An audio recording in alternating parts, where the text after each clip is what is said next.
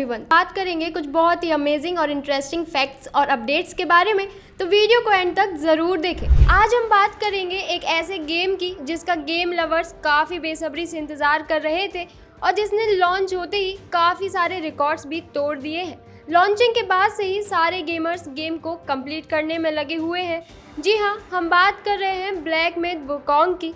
Black myth Wukong game एक action role play game है जिसकी प्ले स्टेशन पर कीमत 4000 रुपए है। दरअसल ब्लैक मिथ वुकोंग का गेमर्स में इतना क्रेज इसलिए भी है क्योंकि ये गेम फेमस नॉवल पर बेस्ड है और इसमें कैरेक्टर्स भी काफी एक्साइटिंग और रियल नजर आते हैं। आज की इस वीडियो में हम ब्लैक मिथ वुकोंग की रियल कहानी जानेंगे और जानेंगे कि कैसे सन वुकोंग को उनका असली नाम सन वुकोंग मिला था। वीडियो काफी एक्साइटिंग और अमेजिंग होने वाली है, इसलिए वीडियो को एंड तक जरूर देखें। ब्लैक मिथ वुकोंग चाइना की 16th सेंचुरी की novel journey to the west पर बेस्ड है, जिसमें सन वुकोंग जुआनजंग नाम के एक मॉन्क के साथ कुछ बुद्धिस्ट स्क्रिप्चर्स लेने के लिए इंडिया आते हैं। कहानी शुरू होती है चाइना के एक पहाड़ से जिसका नाम फ्लावर फ्रूट माउंटेन है।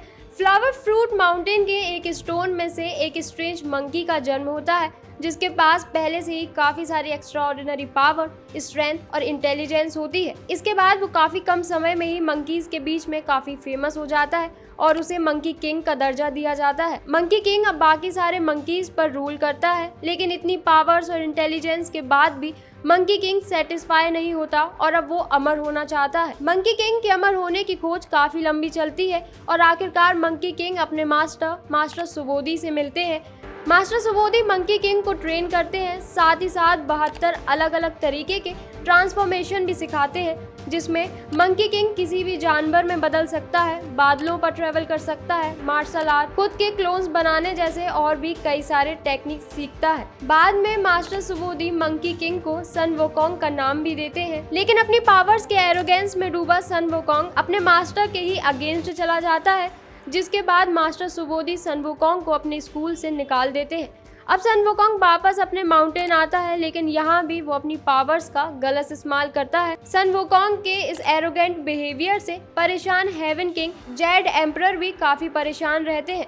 सन वुकोंग हेवन पर भी रूल करना चाहता है और सन वुकोंग ने ओथ ली थी कि वो हेवन के रूलर के आगे कभी झुकेगा नहीं। इस दौरान सन वुकोंग अपने आप को the great sage equal to heaven का टाइटल भी देता है। हेवन रूलर सन वुकोंग से परेशान होकर सन वुकोंग को शांत करने के लिए अपने हेवन में एक छोटी मोटी पोजीशन ऑफर करते हैं, लेकिन सन वुकोंग इस ऑफर को एक्सेप्ट नहीं करता क्योंकि उसे लगता है कि हेवन के रूलर उसकी बेइज्जती करना चाहते हैं। जिसके बाद गुस्से में आकर सन वुकोंग हेवन की आर्मी से फाइट करता है और हेवन की सेलेस्टियल आर्मीज को भी हरा देता है। सन वुकोंग हेवन में जेड एम्परर की वाइन पीता है, हेवन के सेलेस्टियल पीचेस खाता है और साथ ही साथ इमोर्टल होने की पिल्स भी लेता है।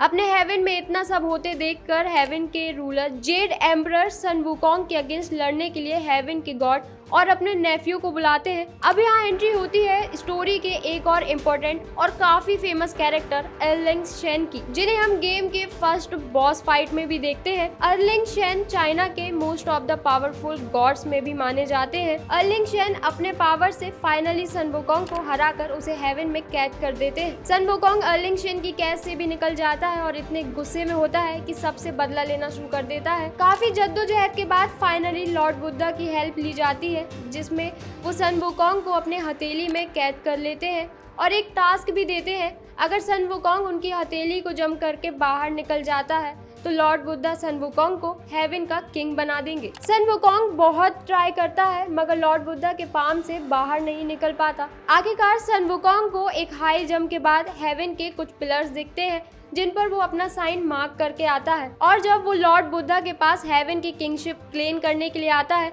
तो उसे मालूम पड़ता है जिसको पिलर समझकर सन वुकोंग मार्क करता है वो पिलर्स नहीं बल्कि लॉर्ड बुद्धा के फिंगर्स होती है। सन वुकोंग बहुत ट्राई करता है मगर अल्टीमेटली लॉर्ड बुद्धा के पाम में कैद हो जाता है, जो कि बाद में लॉर्ड बुद्धा के पाम चाइना के 5 पिलर्स में तब्दील हो जाते हैं, जिसमें सन वुकोंग पूरे 500 साल कैद रहता है। यहाँ से शुरू होता है कहानी का सेकेंड हाफ। 500 साल के बाद गॉडेस गुआन इन सन वुकोंग को माउंटेन से बाहर निकालती है, मगर उनकी एक शर्त होती है।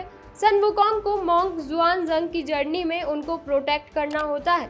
जहां monk Xuanzang along with Sun Wukong कुछ बुद्धिस्ट स्क्रिप्चर्स की खोज में इंडिया आते हैं। ये जर्नी सन वुकोंग के बिहेवियर को पूरी तरह से चेंज कर देता है। अब सन वुकोंग एक लॉयल कंपेनियन और काफी शांत स्पिरिचुअल मॉन्क जैसे हो जाते हैं। इस जर्नी में उन्हें उनके कुछ और साथी यू वेजी, शा वुजिंग और सैन भी मिलते हैं। अपने सारे साथियों के साथ सन वुकोंग फाइनली अपनी जर्नी टू द बेस्ट पूरी करते हैं। मगर रियल गेम तो अब शुरू होता है, जब सन वुकोंग चाइना वापस आते हैं और देखते हैं कि हेवनली एम्पायर अब भी सन वुकोंग के अगेंस्ट उनके माउंटेन को तोड़ना चाहते हैं। जिसके बाद सन वुकोंग हेवनली एम्पायर से दोबारा फाइट करते हैं और गेम आगे चलता है। तो ये था ब्लैक मिथ वुकोंग गेम की जर्नी टू द बेस्ट की पूरी कहानी।